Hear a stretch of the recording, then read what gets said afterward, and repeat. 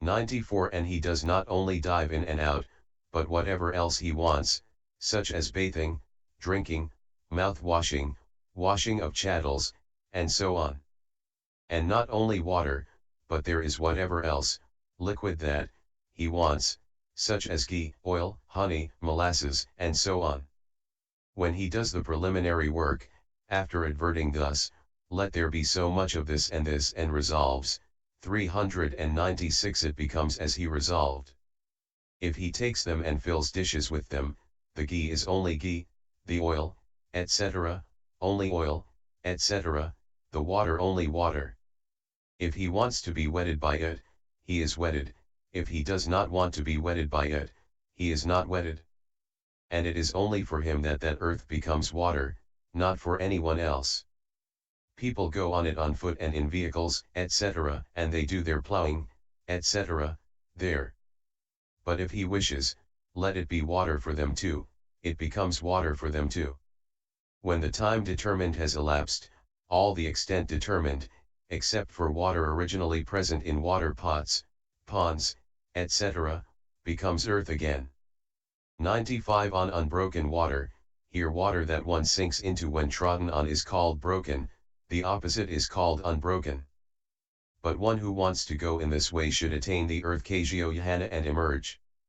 Then he should do the preliminary work, determining thus, let the water in such an area become earth, and he should resolve in the way already described. Simultaneously with the resolve, the water in that place becomes earth. He goes on that. 96 Here is the text, he is normally an obtainer of the earth Kajyo attainment. He adverts to water. Having adverted, he resolves with knowledge, let there be earth. There is earth. He goes on unbroken water. Just as men normally not possessed of supernormal power go on unbroken earth, so this possessor of supernormal power, by his attaining of mental mastery, goes on unbroken water as if on earth, Path 208. 97 And he not only goes, but he adopts whatever posture he wishes. And not only earth, but whatever else solid that he wants such as gems, gold, rocks, trees, etc. He adverts to that and resolves, and it becomes as he resolves. And that water becomes earth only for him, it is water for anyone else. And fishes and turtles and water birds go about there as they like. But if he wishes to make it earth for other people, he does so too. When the time determined has elapsed, it becomes water again. 98 Seated cross-legged he travels, he goes seated cross-legged. Like a winged bird, like a bird furnished with wings. One who wants to do this should attain the earth Kajyo and emerge. 397 Then if he wants to go cross-legged, he should do the preliminary work and determine an area the size of a seat for sitting cross-legged on, and he should resolve in the way already described. If he wants to go lying down, he determines an area the size of a bed. If he wants to go on foot, he determines a suitable area the size of a path, and he resolves in the way already described, let it be earth.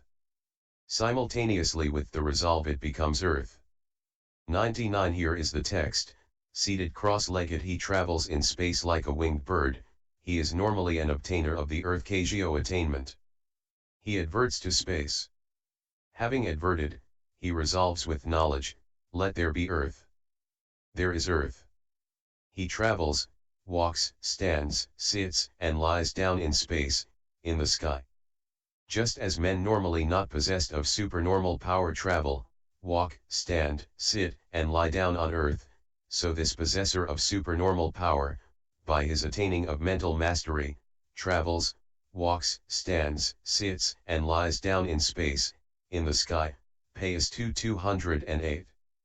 100 And a bhikkhu who wants to travel in space should be an obtainer of the divine eye. Why? On the way there may be mountains, trees, etc., that are temperature originated, or jealous nagas, supayos, etc., may create them. He will need to be able to see these. But what should be done on seeing them? He should attain the basic jhana and emerge, and then he should do the preliminary work thus, let there be space, and resolve. 101 But the elder Tapiyakasi Buddhaghosa said, Friends, what is the use of attaining the attainment? Is not his mind concentrated? Hence any area that he has resolved thus, let it be space is space. Though he spoke thus, nevertheless the matter should be treated as described under the miracle of going unhindered through walls. Moreover, he should be an obtainer of the divine eye for the purpose of descending in a secluded place, for if he descends in a public place, in a bathing place, or at a village gate, he is exposed to the multitude. So, seeing with the divine eye, he should avoid a place where there is no open space and descend in an open space. 102 With his hand he touches and strokes the moon and sun so mighty and powerful. Here the might of the moon and sun should be understood to consist in the fact that they travel at an altitude of 42,000 leagues, and their power to consist in their simultaneous illuminating of 3 of the 4 continents. 398 Or they are mighty because they travel overhead and give light as they do, and they are powerful because of that same might. He touches, he seizes, or he touches in one place. Strokes, he strokes all over, as if it were the surface of a looking glass. 103 The supernormal power is successful simply through the jhana that is made the basis for direct knowledge. There is no special Kagyo attainment here. For this is said in the Samhita, with his hand, so mighty and powerful. Here this possessor of supernormal power who has attained mind mastery, adverts to the moon and sun. Having adverted, he resolves with knowledge, let it be within hand's reach. It is within hand's reach. Sitting or lying down, with his hand he touches, makes contact with, strokes the moon and sun. Just as men normally not possessed of supernormal power touch, make contact with, stroke, some material object within hand's reach, so this possessor of supernormal power, by his attaining of mental mastery, sitting or lying down, with his hands touches, makes contact with, strokes the moon and sun. Payas 298. 104 If he wants to go and touch them, he goes and touches them. But if he wants to touch them here sitting or lying down, he resolves, let them be within hand's reach. Then he either touches them as they stand within hand's reach when they have come by the power of the resolve like palmyra fruits loosened from their stalk, or he does so by enlarging his hand. But when he enlarges his hand, does he enlarge what is clung to or what is not clung to? He enlarges what is not clung to supported by what is clung to. 105 Here the elder Tapiyakasi Buddhaghosa said, but, friends, why does what is clung to not become small and big too? When a bhikkhu comes out through a keyhole, does not what is clung to become small? And when he makes his body big, does it not then become big, as in the case of the elder Moggallana? 106 At one time, it seems, when the householder Anthapiyaka had heard the Blessed One preaching the Dhamma, he invited him thus, Venerable Sir, take alms at our house together with 500 bhikkhus, and then he departed. The Blessed One consented. When the rest of that day and part of the night had passed, he surveyed the 10,000-fold world element in the early morning. Then the royal Naga, serpent, called Nandopananda came within the range of his knowledge. 107 The Blessed One considered him thus, this royal Naga has come into the range of my knowledge. Has he the potentiality for development? Then he saw that he had wrong view and no confidence in the 3 jewels. 399 He considered thus, who is there that can cure him of his wrong view? He saw that the elder Moggallana could. Then when the night had turned to dawn, after he had seen to the needs of the body, he addressed the Venerable Ananda, Ananda, tell 500 bhikkhus that the Perfect One is going on a visit to the gods. 108 It was on that day that they had got a banqueting place ready for Nandopananda. He was sitting on a divine couch with a divine white parasol held aloft, surrounded by the 3 kinds of dancers 18 and a retinue of Nagas, and surveying the various kinds of food and drink served up in divine vessels. Then the Blessed One so acted that the royal Naga saw him as he proceeded directly above his canopy in the direction of the divine world of the 33, accompanied by the 500 bhikkhus. 109 Then this evil view arose in Nandopananda the royal Naga, there go these bald-headed monks in and out of the realm of the 33 directly over my realm. I will not have them scattering the dirt off their feet on our heads. He got up, and he went to the foot of Sinaru. Changing his form, he surrounded it 7 times with his coils. Then he spread his hood over the realm of the 33 and made everything there invisible. 110 The Venerable Rahapla said to the Blessed One, Venerable Sir, standing in this place formerly I used to see Sinaru and the ramparts of Sinaru 19 and the 33, and the Vijayanta Palace, and the flag over the Vijayanta Palace. Venerable Sir, what is the cause, what is the reason, why I now see neither Sinaru nor, the flag over the Vijayanta Palace? This royal Naga called Nandopananda is angry with us, Rahapla. He has surrounded Sinaru 7 times with his coils, and he stands there covering us with his raised hood, making it dark. I will tame him, Venerable Sir. But the Blessed One would not allow it. Then the Venerable Bhaddiya and the Venerable Rahula and all the Bhikkhus in turn offered to do so, but the Blessed One would not allow it. 111 Last of all the Venerable Moggallana said, I will tame him, Venerable Sir. The Blessed One allowed it, saying, Tame him, Moggallana. The elder abandoned that form and assumed the form of a huge royal Naga, and he surrounded Nandopananda 14 times with his coils and raised his hood above the other's hood, and he squeezed him against Sinaru. The royal Naga produced smoke. 400 The elder said, There is smoke not only in your body but also in mine, and he produced smoke. The royal Naga's smoke did not distress the elder, but the elder's smoke distressed the royal Naga. Then the royal Naga produced flames. The elder said, There is fire not only in your body but also in mine, and he produced flames. The royal Naga's fire did not distress the elder, but the elder's fire distressed the royal Naga. 112 The royal Naga thought, He has squeezed me against Sinaru, and he has produced both smoke and flames. Then he asked, Sir, who are you? I am Moggallana, Nanda. Venerable Sir, resume your proper bhikkhu state. The elder abandoned that form, and he went into his right ear and came out from his left ear, then he went into his left ear and came out from his right ear. Likewise he went into his right nostril and came out from his left nostril, then he went into his left nostril and came out from his right nostril. Then the royal Naga opened his mouth. The elder went inside it, and he walked up and down, east and west, inside his belly.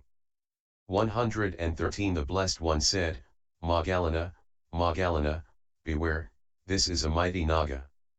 The elder said, Venerable Sir, the 4 roads to power have been developed by me, repeatedly practiced, made the vehicle, made the basis, established, consolidated, and properly undertaken. I can tame not only Nandopananda, Venerable Sir, but 100, 1,000, 100,000 royal Nagas like Nandopananda. 114 The royal Naga thought, when he went in the first place I did not see him.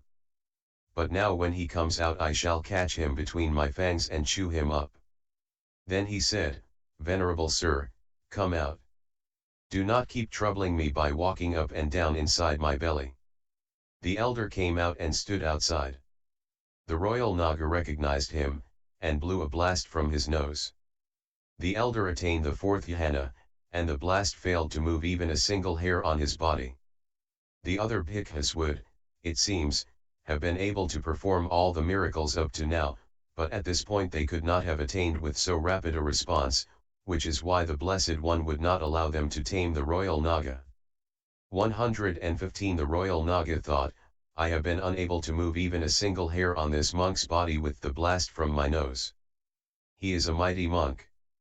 The elder abandoned that form, and having assumed the form of a Supayoa, he pursued the royal Naga demonstrating the Supayoa's blast. 401 The royal Naga abandoned that form, and having assumed the form of a young Brahmin, he said, Venerable Sir, I go for refuge to you, and he paid homage at the elder's feet. The elder said, The master has come, Nanda, come, let us go to him. So having tamed the royal Naga and deprived him of his poison, he went with him to the Blessed One's presence. 116 The royal Naga paid homage to the Blessed One and said, Venerable Sir, I go for refuge to you. The Blessed One said, May you be happy, royal Naga. Then he went, followed by the community of bhikkhus, to Anthapiyaka's house. Anthapiyaka said, Venerable Sir, why have you come so late? There was a battle between Moggallana and Nandopananda. Who won, Venerable Sir?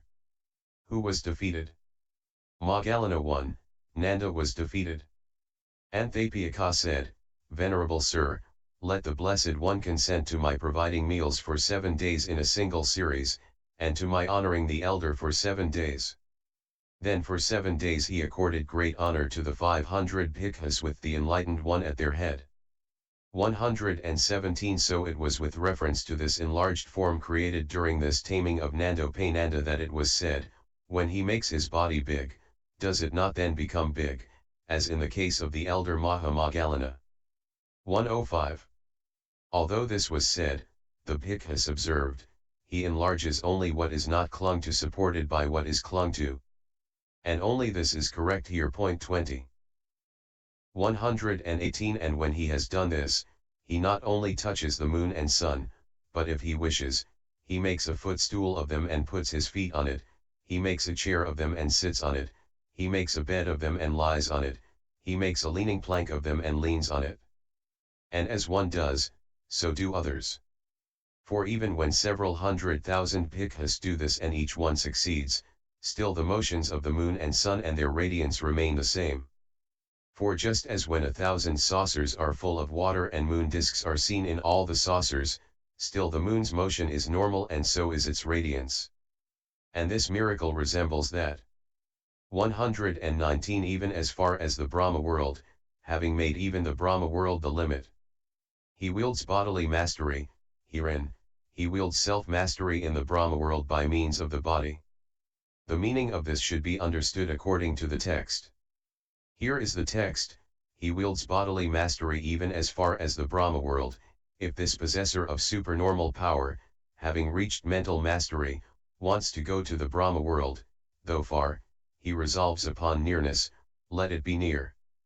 402 It is near. Though near, he resolves upon farness, let it be far. It is far. Though many, he resolves upon few, let there be few. There are few. Though few, he resolves upon many, let there be many. There are many. With the divine eye he sees the fine material visible form of that Brahma. With the divine ear element he hears the voice of that Brahma. With the knowledge of penetration of minds he understands that Brahma's mind. If this possessor of supernormal power, having reached mental mastery, wants to go to the Brahma world with a visible body, he converts his mind to accord with his body, he resolves his mind to accord with his body. Having converted his mind to accord with his body, resolved his mind to accord with his body, he arrives at blissful, easy, perception and light, quick, perception, and he goes to the Brahma world with a visible body. If this possessor of supernormal power, having reached mental mastery, wants to go to the Brahma world with an invisible body, he converts his body to accord with his mind, he resolves his body to accord with his mind. Having converted his body to accord with his mind, resolved his body to accord with his mind, he arrives at blissful, easy, perception and light, quick, perception, and he goes to the Brahma world with an invisible body. He creates a fine material visible form before that Brahma, mind made with all its limbs, lacking no faculty. If that possessor of supernormal power walks up and down, the creation walks up and down there too. If that possessor of supernormal power stands, sits, lies down, the creation lies down there too. If that possessor of supernormal power produces smoke, produces flames, preaches Dhamma, asks a question, being asked a question, answers, the creation, being asked a question, answers there too. If that possessor of supernormal power stands with that Brahma, converses, enters into communication with that Brahma, the creation stands with that Brahma thereto, converses, enters into communication with that Brahma thereto. Whatever that possessor of supernormal power does, the creation does the same thing. Payas 209. 120 Herein, though far, he resolves upon nearness, having emerged from the basic Jhana, he adverts to a far-off world of the gods or to the Brahma world thus, let it be near.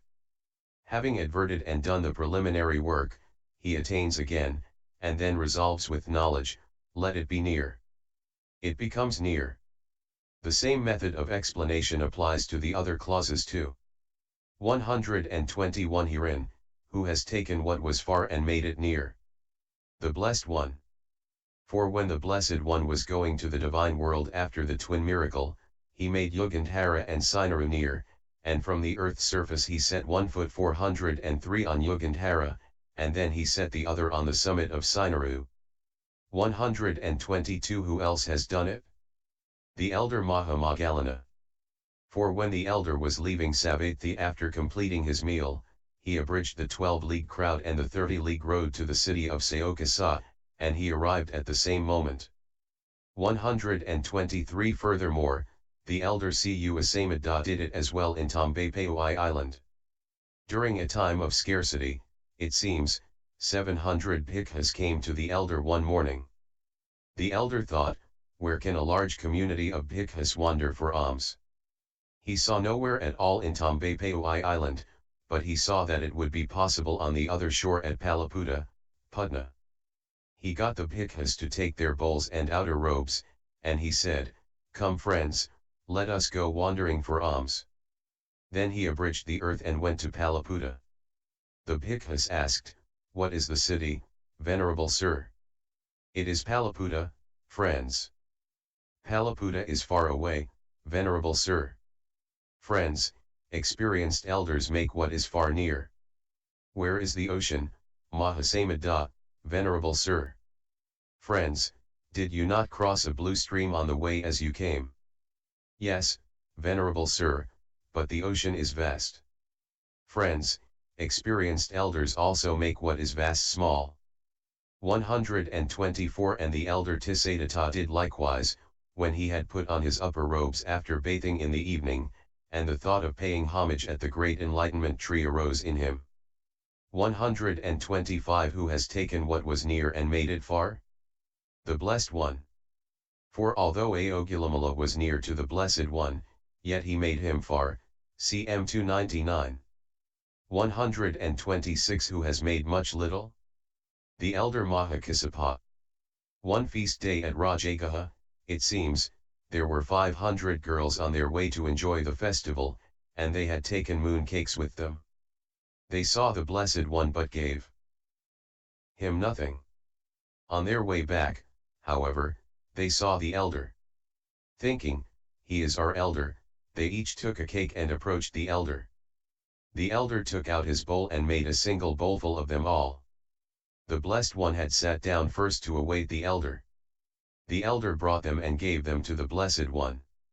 127 In the story of the rich man Elissa, however, JAI 348, DHPAI 372, the elder Mahamoggalana made little much.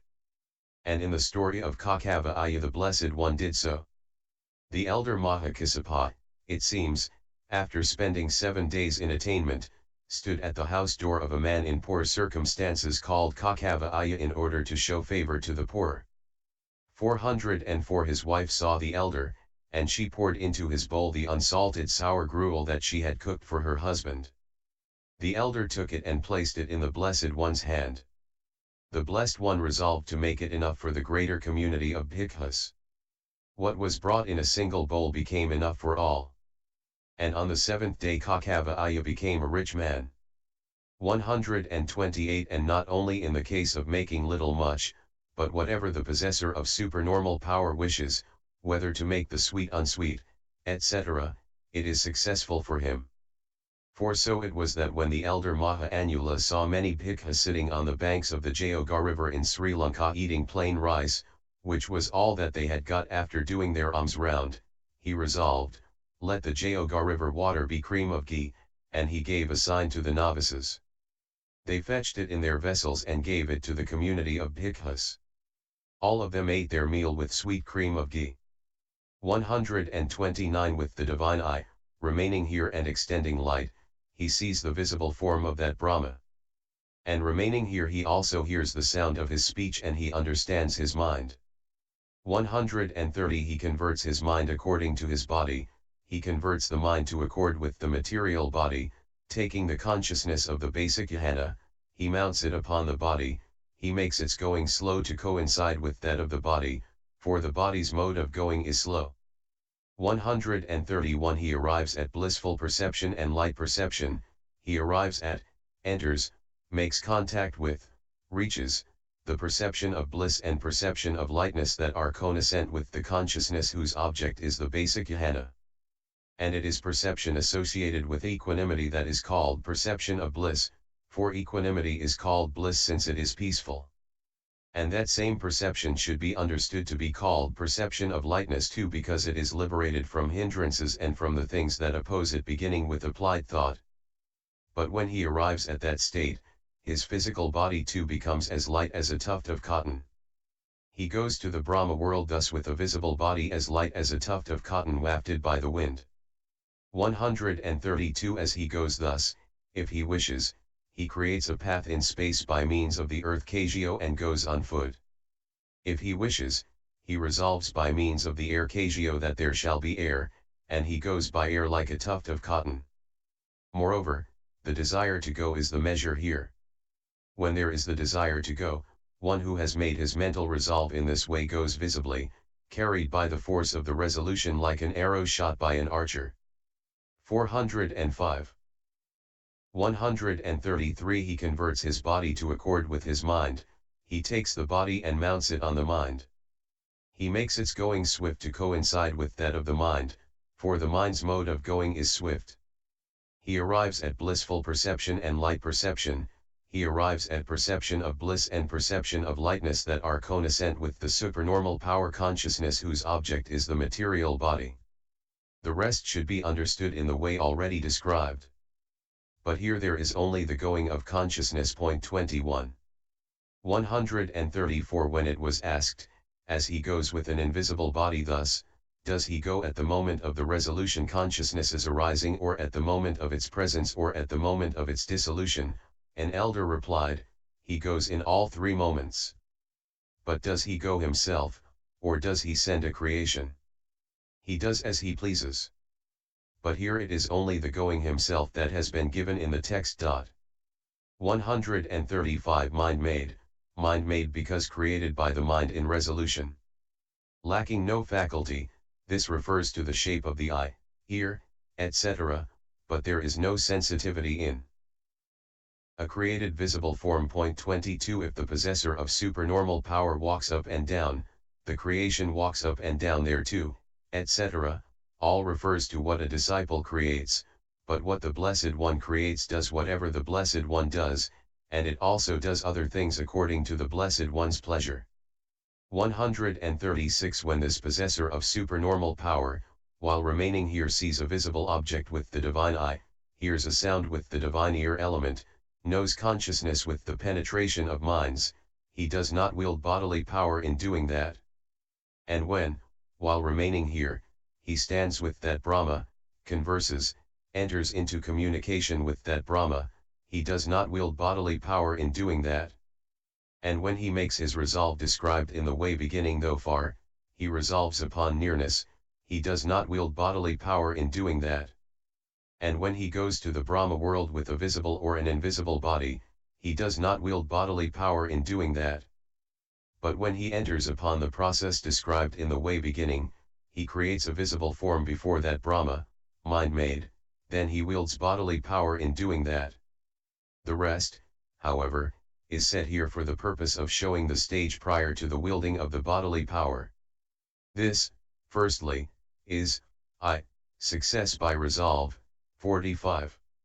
137 The difference between, success as transformation and, 2, success as the mind-made body, is as follows. See 22, 24, 25, 45. 1. Firstly, who performs a transformation 406 should resolve upon whatever he chooses from among the things beginning with the appearance of a boy, described as follows: he abandons his normal appearance and shows the appearance of a boy or the appearance of a naga, serpent, or the appearance of a supayoa, winged demon, or the appearance of an asura, demon, or the appearance of the ruler of gods, Indra, or the appearance of some other sensual sphere deity, or the appearance of a Brahma, or the appearance of the sea, or the appearance of a rock, or the appearance of a lion, or the appearance of a tiger, or the appearance of a leopard, or he shows an elephant, or he shows a horse, or he shows a chariot, or he shows a foot soldier, or he shows a manifold military array, Ps 210. 138. And when he resolves, he should emerge from the fourth jhana, that is the basis for direct knowledge, and has one of the things beginning with the earth Kagyo as its object, and he should advert to his own appearance as a boy. After adverting and finishing the preliminary work, he should attain again and emerge, and he should resolve thus: let me be a boy of such and such a type. Simultaneously with the resolve consciousness he becomes the boy, just as Devdatta did, Ven I 185, Dhpa I 139. This is the method in all instances. But he shows an elephant, etc., is said here with respect to showing an elephant, etc., externally. Herein, instead of resolving, let me be an elephant, he resolves, let there be an elephant. The same method applies in the case of the horse and the rest. This is success as transformation. 139, 2. One who wants to make the mind-made body should emerge from the basic jhana and first advert to the body in the way already described, and then he should resolve, let it be hollow. It becomes hollow.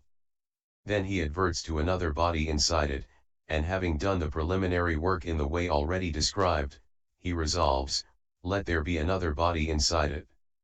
Then he draws it out like a reed from its sheath, like a sword from its scabbard, like a snake from its slough.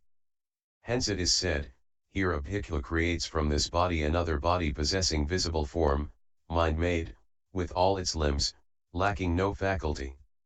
Just as though a man pulled out a reed from its sheath and thought thus: this is the sheath, this is the reed, the sheath is one, the reed is another, it was from the sheath that the reed was pulled out, Ps 210, and so on. And here, just as the reed, etc., are similar to the sheath, etc., so too the mind-made visible form is similar to the possessor of supernormal power, and this simile is given in order to show that this is success as the mind-made body. The 12th chapter, called the description of the supernormal powers in the path of purification, composed for the purpose of gladdening good people.